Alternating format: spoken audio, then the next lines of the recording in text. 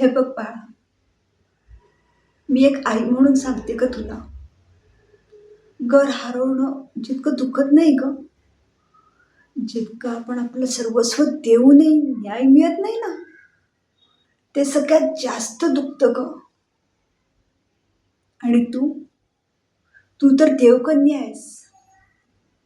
तू जेही काय स्वामींना सांगतेस ना, ते सगळं स्वामींपर्यंत पोचतं ग बाळा.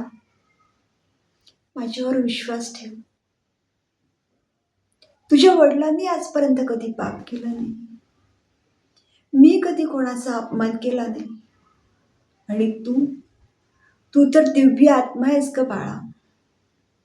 मग अशा लोकांचं घर कशाला कोण हिसकावून घेईल? आणि काळानं द्यायचं म्हटलंच ना, तरी त्याला स्वामींची मर्जी लागतेच.